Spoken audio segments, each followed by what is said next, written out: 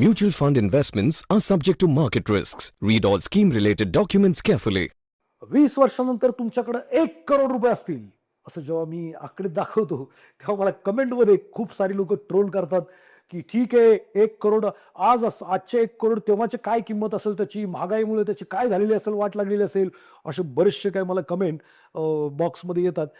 मित्रांनो, त्याच्यावरतीच हा व्हिडिओ मी बनवणार आहे. तर व्हिडिओ शेवटपर्यंत पहा. खरंच 1 करोड रुपये जर तुम्ही 20-25 वर्षानंतर बनवले तर त्याचं व्हॅल्यू काय असू शकतं. मग ते जर व्हॅल्यू तेवढं नाही राहणार आहे, सगळ्यांना कॉमन सेन्सली करतं, तर मग काय केलं पाहिजे याच्यावरती हा व्हिडिओ आहे. तर शेवटपर्यंत पहा. नमस्कार मित्रांनो, मी आकाश गोंदावले. मागचे 10-12 वर्ष लोकांना ट्रेनिंग देतोय आर्थिक साक्षरता या विषयावरती. आजचा विषय फार महत्त्वाचा आहे. मी खूप साऱ्या वेळेला 10,000ची SIP करा, 5,000ची SIP करा, 25,000ची SIP करा आणि तुमच्याकडे भविष्यात 10-20 वर्षानंतर, 25 वर्षानंतर अमुक धमुक आकडा असेल. तो आकडा एवढा लुक्रेटिव्ह, एवढा अट्रॅक्टिव्ह वाटतो आजच्या तारखेला. पण तेव्हा खरंच त्या आकड्याची तेवढी काय व्हॅल्यू असेल का? साधं सोपं मी येथे एक उदाहरण आणलंय, ते समजून घ्या. समजा रिटायरमेंटसाठी 1 करोड आकडा ऐकायला खूप भारी वाटतो, पण वास्तव वेगळं आहे. रिटायरमेंटला जेव्हा 1 करोड रुपये हातात येतील तेव्हा ते 1 करोड रुपये आजचे असतील का तेव्हाचे असतील, तर तेव्हाचे असतील. मग ज्या गोष्टी आज 1 करोड रुपयामध्ये विकत मिळत आहेत त्या गोष्टी तेव्हा 1 करोड रुपयामध्ये विकत मिळतील का? याचं उत्तर आहे नाही मिळणार. मग किती मिळतील बुवा? मग किती असेल तो आकडा? मग जर आजचे 1 कोटी तेव्हा पाहिजे तर तो आकडा काय असू शकेल? तो आकडा मी इथं काढण्याचा प्रयत्न करणार आहे. आपल्याला 1 कोटीला फॉलो न करता आपल्यासाठी 1 कोटी 25 वर्षानंतर काय असतील, 20 वर्षानंतर काय असतील हे जाणून घेण्याचा किंवा देण्याचा हा प्रयत्न आहे. सो जेव्हा मी इंस्टाग्राम पोस्ट करतो की ठराविक रकमेसाठी SIP केली पाहिजे, तर 21-25 वर्षांनी 1 करोड रुपये फंड तयार होऊ शकतो. अशा वेळेला मला ही अशी कमेंट येते की पॉईंट हा कमेंटमध्ये बघा, इथं माझं कमेंट आहे आणि इथं लिहिलंय अमुक धमुक व्यक्तीने की बाबांनो, तुम्ही लय खूप छान सांगितलं, 21 वर्षांनंतर महागाईमुळे त्याचं व्हॅल्यू कमी होईल, त्याचं काय? बघा, तेव्हा हमखास एक कमेंट येते 21 वर्षानंतर त्या 1 करोड रुपयाची किंमत किती असेल. आणि खरं सांगायचं तर ती कमेंट खूपच लॉजिकल आहे. त्यांचं काहीही चुकीचं नाहीये की बरोबर आहे, 1 कोटी 1 कोटी नसणार आहेत. मग 1 कोटी जर तुम्हाला तेव्हाचे पाहिजेत, महागाई वाढत चालली आहे, तर आजचा 1 करोड 21 वर्षानंतर कदाचित 20-25 लाख इतका असेल. म्हणजे ज्या गोष्टी आज 1 करोड मध्ये विकत मिळतात किंवा ज्या गोष्टी आज 20-25 लाखात विकत मिळतात, 30 लाखात विकत मिळतात, त्या गोष्टी विकत घ्यायला तेव्हा 1 करोड रुपये लागतील. कळतंय? म्हणजे आज 25 लाख रुपये जे आहेत ते त्यावेळेचे 1 करोड रुपये असतील. मग त्यावेळेचे जर आपल्याला 1 करोड रुपये पाहिजेत आणि 6% महागाई वाढणार आहे असं जर आपण कन्सिडर केलं, तर 6% महागाईनी 1 करोडचा 21 वर्षानंतर आकडा जो असेल तो 3.5 करोड रुपये असेल. म्हणजे साधं सोपं, आजचे 1 कोटी रुपये मी SWP ला टाकले, 50,000 रुपये 6%नी काढले, तर 50,000 माझं घरदार चालू शकतं, काय अडचण नाही, एवढं काही विषय प्रॉब्लेम नाही, घर खर्च वगैरे भागू शकेल. पण हाच विषय 21 वर्षानंतर 1 करोड रुपये तेव्हा मला 50,000 रुपये मिळत आहेत, तर चालणार आहे का? तर कदाचित नाही चालणार. म्हणजे ज्या गोष्टी आज 10-12 हजार आहेत त्यावेळी 50,000 येतील आणि मग ते फार मोठा ह्यूज डिफरन्स होईल. मग आजचे 1 करोड म्हणजे पुढच्या 21 वर्षानंतरचे 3.5 करोड. मग तेव्हा 3.5 करोड रुपये आले तर 1.5-2 लाख रुपये तुम्हाला महिन्याला मिळतील आणि जे काही तुमचा घर खर्च असेल तो सहज भागू शकेल. ज्या गोष्टी आज 50,000 मिळतात त्या गोष्टी तेव्हा 1.5-2 लाखात सहज मिळतील. म्हणजे तुम्ही काय केलंय की जी महागाई आहे ती कन्सिडर करून इन्व्हेस्टमेंट केली आहे. आता तुम्ही म्हणाल 1 करोड करण्यासाठी 10,000 रुपये पुरेसे होते, आता 3.5 करोड रुपये करायचे तर मग किती पैसे गुंतवायला लागतील? फ्लॅट नका गुंतवू. पगार वाढेल तसं 10% 20% वाढवत चला. 10% जरी अप्रिशिएशन केलं तरी पण ही 3.5 कोटी बनणं जास्त अवघड गोष्ट नाही. मग इथंच मला नेहमी प्रश्न पडतो, जर आपल्याला माहित आहे की 21 वर्षांनी 1 करोड कमी पडणार आहेत, तर मागच आपण 1 कोटीचा पाठलाग करण्याऐवजी 3.5 कोटीचा पाठलाग करू आणि मग 3.5 कोटी जर पाठलाग केला तर आपल्याकडं आजचे 1 करोड तेव्हा असतील 3.5 कोटीच्या रूपात. सो उत्तर सोपं आहे. आज जास्त इन्व्हेस्टमेंट केली पाहिजे जेणेकरून तुम्ही 1 करोडच्या मागे नाही तर 3.5 कोटीच्या मागे लागलं पाहिजे. कारण 21 वर्षांत तीच लाईफस्टाईल जगायची असेल तर आजचं टार्गेट आजच्या आकड्यावर नाही तर भविष्यात लागणाऱ्या आकड्यावर कॅल्क्युलेट करायला हवं. बघा, असं प्लेन करून चालणार आहे का? तर नाही. आज तुमचा महिन्याचा खर्च किती? कोणाचा 50,000 असेल, कोणाचा 1 लाख रुपये असेल. मग हाच खर्च पुढच्या समजा 20 वर्षानंतर तुम्ही रिटायर होणार आहे, तर तो किती असेल? 6% महागाईने तो काढला जाईल. मग तो काढल्यानंतर तो समजा 2 लाख रुपये आला. मग 2 लाख रुपये तेव्हा महिन्याला पाहिजेत, तर तुमच्याकडे किती कॉर्पस पाहिजे? किती रक्कम पाहिजे? प्रत्येकाची वेगळी असू शकेल. आणि मग ती रक्कम बनवण्यासाठी तुम्ही स्टेप अपनी किती पैसे गुंतवले पाहिजेत और फ्लॅट किती पैसे गुंतवले पाहिजेत, याचं एक मॅथमॅटिक केलं जातं. ह्याला सायंटिफिक इन्व्हेस्टमेंट म्हणू शकतो आपण. ही सायंटिफिक गोल ओरिएंटेड इन्व्हेस्टमेंट. आता ही सायंटिफिक गोल ओरिएंटेड जर इन्व्हेस्टमेंट केली तरच आपले गोल अचीव होतील. नाहीतर आपण नुसतं करायचं म्हणून करतो 2,000 रुपये पोरासाठी, 2,000 रुपये रिटायरमेंटसाठी. जेव्हा शिक्षणाला पोरग येईल तेव्हा खरंच ते 2,000ची SIP पुरेशी ठरणार आहे का? आपल्या पोराला काय शिकवायचं आहे? डॉक्टर करायचं आहे. डॉक्टरला किती पैसे लागतात? 50 लाख रुपये. उदाहरण आहे, 50 लाख रुपये आज लागतात. मग शिक्षण क्षेत्रात महागाई किती वाढते? 6-7% वाढते.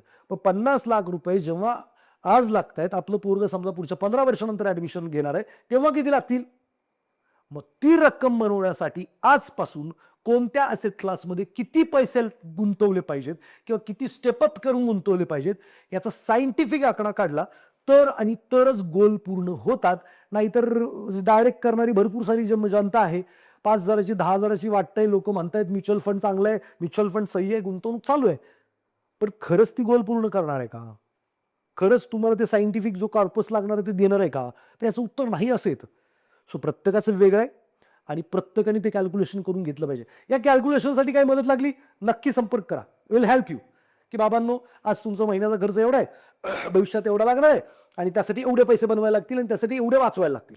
याचं मॅथमॅटिक करून आम्ही देऊ शकतो, काही अडचण नाहीये. तुमचं तुम्ही ठरवायचं काय करायचं ते. पण हे गणित करणं खूप गरजेचं आहे. नाहीतर मला वाटतंय म्हणून नाही, वाटतंय ना तुम्हाला चांगलं वाटतंय म्हणून रोज बटाट्याची भाजी खा, काय प्रॉब्लेम नाही. पण इन्व्हेस्टमेंट ही वाटतंय म्हणून नाही, तर गरज काय आहे, रिक्वायरमेंट काय आहे, याचा विचार करून केली पाहिजे. तुमची नीड काय, नीड बेस इन्व्हेस्टमेंट असली पाहिजे, गोल बेस असली पाहिजे, तर त्याला महत्व आहे. नाहीतर नुसतीच गुंतवणूक करताय अचानक काढले, कशासाठी टाकले माहित नाही, का टाकले माहित नाही. मी म्हणतो there is no investment without target and time frame. अशी गुंतवणूकच नाहीये जिला टार्गेट नाहीये, काही उद्दिष्ट नाहीये आणि टाइम फ्रेम नाहीये. मग तुम्हाला राईट इन्स्ट्रुमेंट सापडणार नाही इन्व्हेस्टमेंटला. सो अतिशय महत्वाचा भाग आहे. नजरअंदाज करू नका. जे डायरेक्ट आहेत त्यांनी पण विचार करा की आपण खरंच सायंटिफिकली इन्व्हेस्टमेंट करतोय, खरंच मी 5,000ची SIP करतोय, माझी रिटायरमेंट कव्हर होईल का, माझ्या मुलाचं शिक्षण कव्हर होईल का, त्याचं लग्न कव्हर होईल का, मला जे काही वर्ल्ड टूर करायची ती पूर्ण होईल का, अरे 5,000 काय काय करणार आहात. सो सायंटिफिक इन्व्हेस्टमेंट किंवा गोल ओरिएंटेड इन्व्हेस्टमेंट खूप महत्वाचा भाग आहे. आणि नुसतंच मी 1 करोड बनवायचे म्हणून तुम्ही 1 करोड बनवायच्या मागे लागू नका. तुमच्यासाठी रिक्वायरमेंट काय. मग 1 कोटीसाठी आकडा किती होतो, 3.5 कोटी होतोय. आकडे मोठे त्याच्यावरती जाऊ नका. कंपाऊंडिंग फार खतरनाक खेळ आहे. खूप कमी पैशात खूप काही चांगले मोठे मोठे आकडे बनवू शकतात. त्याला फक्त पेशन्सची गरज असते आणि तो पेशन्स एका एक्सपिरियन्स माणसाबरोबर आला तर राहतो. क्रिकेटमध्ये म्हणतात की एक्सपिरियन्स खेळाडू समोर असेल आणि नौखा असेल तर एक्सपिरियन्स खेळाडू जेव्हा बॉल बॅटवरती येत नाही तेव्हा नौख्या प्लेयरला जाऊन सांगतो की बाबा रे शांतीने फक्त बॉल अडव, आता सध्या रन काढायचा विचार करू नको. रन बनतील, वाईटनी बनतील, लो बॉलनी बनतील, अजून कशाने बनतील, बट फक्त विकेट टिकव. आणि ही विकेट टिकवायला एक एक्सपिरियन्स माणूस जर बरोबर असेल तर इमॅच्युअर लोक सुद्धा मॅच्युअर बनतात आणि ते पण वेल्थ क्रिएट करतात. सो अशी गरज तुम्हाला नक्कीच आहे. असा माणूस शोधा आणि नसेल कोणी भेटत तर मी तर व्हिडिओच्या माध्यमातून तुमच्या जवळ आहे. तुम्ही करेक्ट करा. ऑनलाईन ऑफलाईन काही राहिलेलं नाहीये. दुनिया एवढी जवळ आली आहे की मला 22 देशात मी म्हणतो इन्व्हेस्टर आहेत माझ्याकडे, 22 कंट्रीज मधून. जे तिकडे बसलेत त्यांचं कुठं कधी दिवस असतो आणि कधी रात्र असते मलाच माहिती नसतं. आणि त्यांना पण ते करेक्ट करतात व्हिडिओवरती, व्हॉट्सअपवरती की सर या टायमाला आपण भेटूयात तुमच्या वेळेनुसार. रात्री 1-1 वाजता भेटतात लोक त्यांचा, माझ्या नाही. खूप खतरनाक विषय. सर आजचं टार्गेट आजच्या आकड्यावर नाही तर भविष्यात लागणाऱ्या आकड्यावर असायला हवं. ते लक्षात घेऊनच करा. म्हणून जेव्हा तुम्ही अशा पोस्ट बघता, इतकं गुंतवा 1 करोड तयार होईल. म्हणजे तुमचं जे काही 1 करोड आहे, तुमचं जे काही गोल आहे तेवढं तयार होईल ह्या हेतूने ते सांगण्याचा प्रयत्न असतो. 1 करोड ही काही काय म्हणतात त्याला काळ्या दगडावरची पांढरी रेघ नाहीये की एवढंच बनवायचं आहे आणि एवढंच बाबा मग तेव्हा काय असेल असं विचार करणं पूर्णपणे चुकीचं आहे. की 1 करोड लॉंग टर्ममध्ये पैसे कसे वाढतात हे समजवणं याच्यासाठी हे बनवलेलं आहे. पण खरं टार्गेट फक्त 1 करोड नाही तर तुमचा रिटायरमेंट नंबर असायला हवा जो प्रत्येकाचा वेगळा असू शकतो. पोस्ट आवडली असेल तर शेअर करा, लाईक करा, असं तर मी म्हणतोच. त्याच्यापेक्षा मी असं म्हणेल की कृती करा, कृती करा, कृती करा. कृती महत्वाची आहे. कृती रिझल्ट देते. शेअर, लाईक कदाचित माझा रीच अजून 4 लोकांपर्यंत वाढवेल. रीच तुमच्यापर्यंत जरी झाला तरी काय प्रॉब्लेम नाही, पण तुम्ही कृती करा. तुमचं सायंटिफिक गोल, सायंटिफिक आकडा कॅल्क्युलेट करा आणि मग इन्व्हेस्टमेंट स्टार्ट करा. आज इन्व्हेस्टमेंट स्टार्ट करा, नंतर ते मॅप करा आणि मग किती वाढवली पाहिजे, किती कमी केली पाहिजे त्याच्यावरती आपण बोलू. बरेचसे लोक काय करतात, येतात सर का आमचं सांगा जरा रिटायरमेंटला किती आमचा एवढा खर्च आम्ही कधी तर करतो, सगळं काही करतो, देतो. तो काही करतच नाही. मग मजा नाही, आमचा एक वेळ जातो फुकट. मग आम्ही सरळ म्हणतो पहिली गुंतवणूक चालू करा. गुंतवणूक चालू झाल्यानंतर मग या म्हणतो रिटायरमेंटसाठी एवढे लागतात, मुलांसाठी एवढे लागतात, मग एवढे एवढे तुमचं कार्पस असू शकतो याचं मॅथमॅटिक करून देतो आम्ही. आणि ह्याचा हेतू निवळ फक्त तुम्हाला एज्युकेशन पर्पज इन्फॉर्म करणं एवढाच असतो. बाकी याच्यामध्ये कुठलाही हेतू नाही आहे. क्लिअर आहे? सो व्हिडिओला लाईक करा, आमच्या मेहनतीला थोडंसं ॲप्रिशिएट करा आणि तुम्ही खरंच 1 कोटी बनवणार, 5 कोटी बनवणार आणि कसे बनवणार हे मला कमेंट बॉक्समध्ये सांगा. भेटूयात पुढच्या व्हिडिओमध्ये. धन्यवाद.